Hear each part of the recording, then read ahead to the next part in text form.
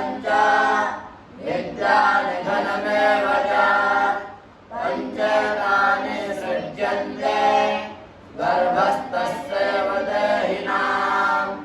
यहाँ पर स्पष्ट कहा आयु कर्मंच वित्तंच विद्या निधनमेव च पंचेतानि सृज्यन्ति गर्भस्थस्यैव देहिनाम्। पांच चीजें गर्भ से जुड़ी हैं। कौन कौन सी? आयु, आयु यानी हम कितने जिएंगे, कितने वर्ष हम जिएंगे, ये पूर्व से निर्धारित है आयु हमारी। कर्म, कर्म और भाग्य की बात आ रही थी ना। कर्म भी पूर्व जन्म से बता हुआ है, आप किस मार्ग में जाएंगे, किस कर्म में जाएंगे। और भाग्य हमारे साथ साथ चल रहा है, कर्म के साथ साथ भाग्य भी चल रहा है, इसलिए दोनों एक साथ जुड़े हुए हैं। आयु कर्म जो कर्म, देखो आप कितने कितने दूर से थे, बहुत दूर से थे ना। पहले तो संस्कृत पढ़ते नहीं थे, और देखो वृंदावन धाम में आके संस्कृत पढ़ने आ गए, सब दूर दूर स्थान से हो। तो ये क्या है? भाग्य है, भाग्य है ना, सौभाग्य। हम आपके बोलते हैं सौभाग्य से वृंदावन वास मिला, बोलते हो नहीं बोलते हो? अब कर्म भी हो रहा है, पढ़ाई कर रहे हो, कर्म भी है ना। तो कर्म और भाग्य एक साथ हो गए कि नहीं हो गए? आयु कर्मंच वित्तंच। अब रहा वित्त यानी पैसा। पैसे के लिए लोग आजकल बहुत इधर उधर भागते हैं, इधर उधर कर्म करते हैं, फिर भी पैसा मिलता नहीं है। सोचते हैं 1 करोड़ रुपया मिल जाए, 1 लाख रुपया मिल जाए, पर मिलता नहीं इतना। 10,000, 20,000, 30,000 मिलता है, अधिक से अधिक 50-60 मिल जाता है। जितना चाहते हैं उतना तो नहीं धन प्राप्त हो रहा है। धन तो उतना ही प्राप्त हो रहा है जो आपकी भाग्य में है, जो आपके किस्मत में है, यानी वित्त। वित्त भी पूर्व जन्म के अनुसार ही मिलेगा। अगर आपकी किस्मत में लिखा हुआ है कि 1 करोड़ 1 अरब रुपया आपको मिलना है, तो आप घर में ही सो रहे हैं, बैठ रहे हैं, तो भी वो मिलेगा।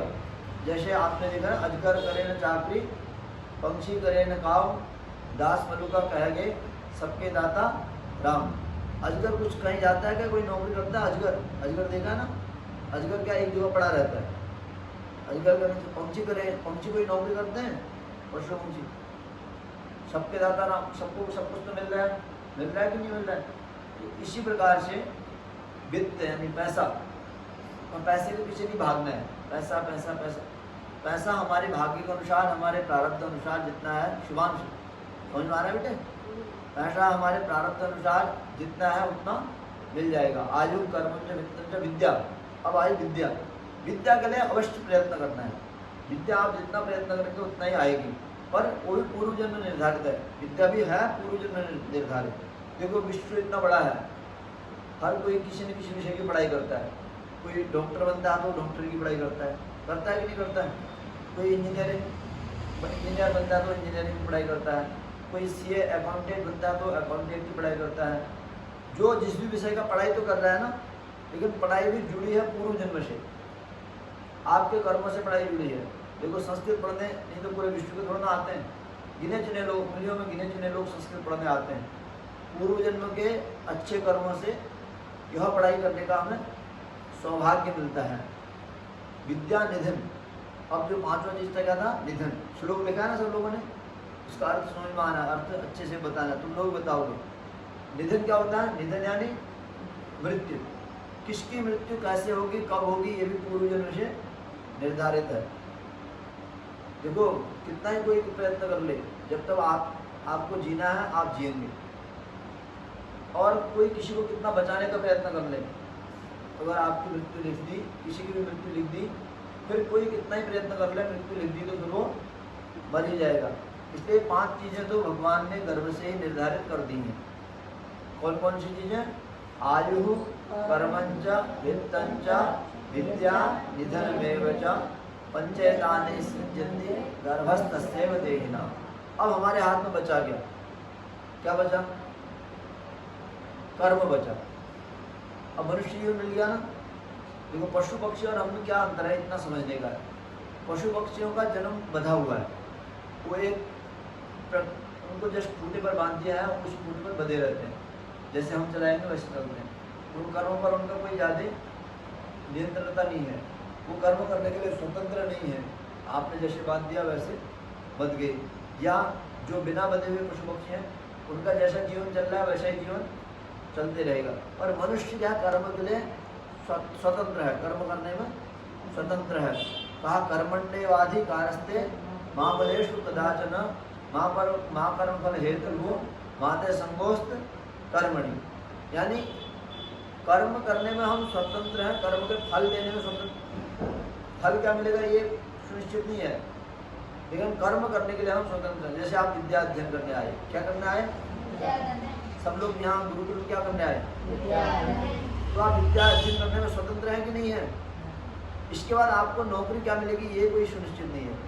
सब एक सी पढ़ाई करोगे, आप लोगों में से कोई टीचर बन जाएगा, कोई जो है आरटीजीएसी धर्मगुरु में लग जाएगा, कोई जैसे हम पढ़ा रहे हैं ऐसे पढ़ाएगा, कोई कथावक्ता बन जाएगा, कोई जो है पौरोहित इत्यादि करेगा, कोई न कोई कर्म तो करेगा।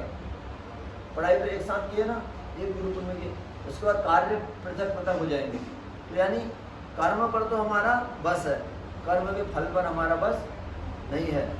इसलिए कर्म को निष्ठापूर्वक, क्या निष्ठापूर्वक, ईमानदारी से, सच्चाई से करना चाहिए। अभी विश्वास में खेल रहा है, अभी जो हम पढ़ रहे हैं तो पूरा निष्ठा से पढ़ना है, निष्ठा से समझना है, निष्ठापूर्वक उसको अपने कर्म में लाना है। श्लोक अभी जो पढ़ाया था याद हो गया? एक बार श्लोक बोलो।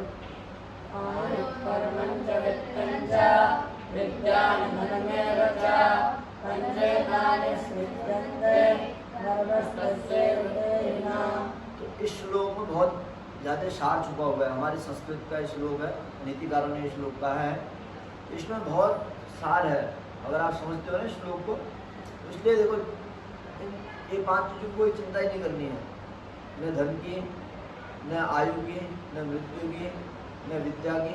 हाँ, विद्या के लिए प्रयत्न जरूर करना है।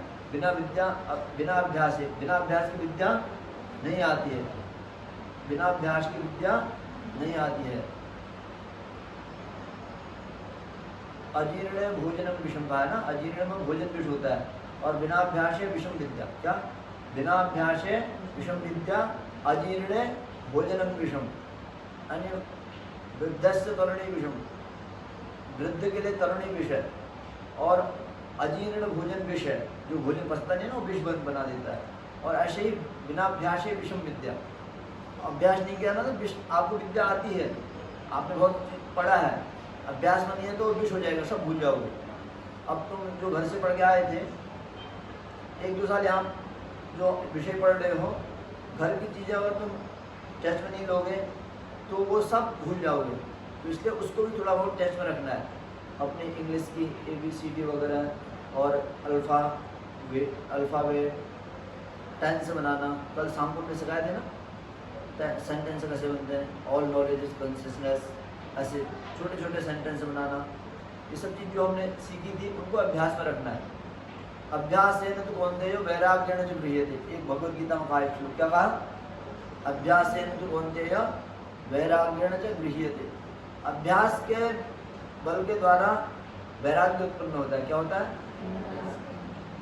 जैसे हम अभ्यास करेंगे अभ्यास करेंगे अभ्यास करेंगे, एक अभ्यास से क्या होता है, हमारे अंदर इंद्रियों पर विजय पाने की क्षमता आती है।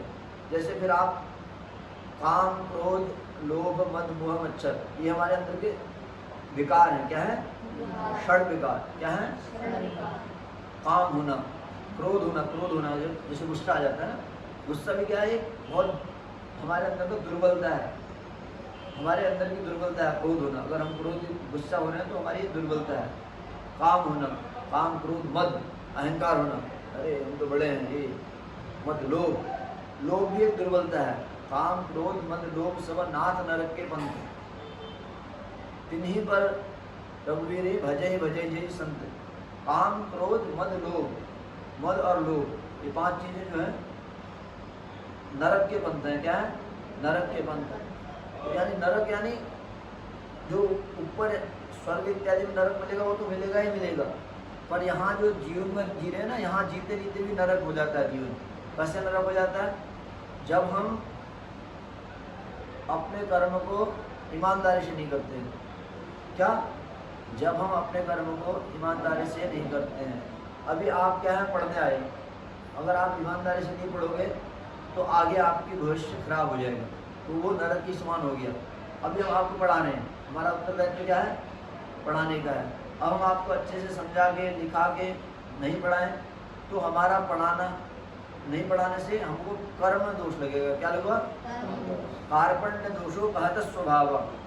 भगवान अर्जुन को बता रहे हैं कि तुमको कर्म का दोष लग जाएगा। जब अर्जुन बोलते हैं कि मैं युद्ध नहीं करूंगा, इसमें तो मेरे ही हैं, मेरे अपने सके संबंधी हैं। क्या बोलते हैं? मेरे अपने सके संबंधी हैं। तब भगवान कृष्ण बोलते हैं कार्पण्य दोषो कहत स्वभाव इच्छा मित्वाम धर्म सम्पूर्ण चेता यच्छा निश्चितम रोहितम में शिष्यस्तेयम साधिमाम काम करूँगा। अर्जुन बोलते हैं भगवान कृष्ण को, मैं कार्पण्य दोष से कैसे बचूँ? कर्म दोष से, यानी कायरता के दोष से, कि अर्जुन ने रण छोड़ दिया, कर्म का दोष। हम संसार में हैं, अगर कर्म नहीं करते हैं तो हम दोषी हैं। सब लोग हमारा उपहास करेंगे, कैसा व्यक्ति है, आलसी है, कर्म नहीं करता है, विद्यार्थी भेजा विद्यार्थी नहीं करता है, तो ये क्या है? दोष है। तो कार्पण्य दोष से बचने का क्या है? कर्म करना है। कर्म करने वाला व्यक्ति सर्वश्रेष्ठ व्यक्ति है। शिवान समझ में आ रहा है? कर्म करने वाला व्यक्ति सर्वश्रेष्ठ व्यक्ति है। और कर्म निष्काम कर्म होना है। कैसा कर्म होना है? निष्काम, कोई फल की इच्छा नहीं होनी है। अब हम विद्या अध्ययन कर रहे हैं, विद्या अध्ययन में केवल निष्काम भाव से हमने विद्या को केवल इसलिए विद्या अध्ययन करते हैं कि हम अपने जीवन को सार्थक बना सकें। क्या? हम अपने जीवन को सार्थक बना सकें। नौकरी पाने के लिए नहीं पढ़ना है, नौकरी तो मिल ही जाएगी। अगर आप नौकर बनने के लिए भाव से विद्या पढ़ेंगे तो नौकर बनेंगे। समझ रहे हो? हमको केवल अपने जीवन को सार्थक करने के भाव से पढ़ाई करनी है। क्या? अपने जीवन को सार्थक करने के भाव से। सार्थक का मतलब है हमारा जीवन जो है अर्थ सार्थक हो जाए। सार्थक मतलब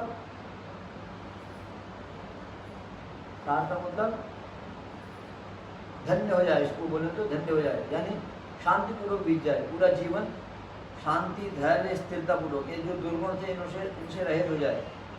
और देखो संसार में क्या है? 3 चीज़ें मुख्य हैं, लत्ता, कपड़ा, रोटी और मकान। इन सब चीज़ों के लिए सब पूरा प्रपंच हो रहा है। या तो खाने के लिए व्यक्ति सबसे अधिक मेहनत करता है, फिर कपड़े के लिए, खाना मिल गया तो कपड़े की कोशिश करेगा, कपड़ा मिला तो फिर मकान की कोशिश करेगा, मकान मिला तो फिर गाड़ी बंगला। ये जो संसार की चीज़ें हैं ये तो कभी खत्म होंगी ही नहीं। और रोटी कपड़ा मकान ये सब तो आप जब नहीं पढ़ रहे थे, घर में थे, कहीं भी थे, सब जगह मिल रहा था कि नहीं मिल रहा था? इनको प्राप्त करना विद्या नहीं है। फिर हम इन चीज़ों में भागें तो हम विद्या के पीछे नहीं भाग रहे हैं, फिर तो हम केवल माया के पीछे भाग रहे हैं। माया यानी असत्य के पीछे। किसके पीछे? सत्य। विद्या तो वो है जो या विद्या सा विमुक्ति, या विद्या सा विमुक्ति, यानी विद्या वो है जो हमें सभी बंधनों से मुक्त करा दे। यानी हम संसार में सब कुछ कर्म करें, ऐसा नहीं कि हम कर्म दोष से ग्रसित हो जाएं। सारे कर्म को करें, अपने माँ बाप की सेवा करें, अपने घर परिवार को अच्छे से चलाएं। 4 आश्रम हमारे, कितने आश्रम है? गृहस्थ, सबसे पहले है ब्रह्मचर्य, गृहस्थ, वानप्रस्थ, संन्यास। ये 4 आश्रम है।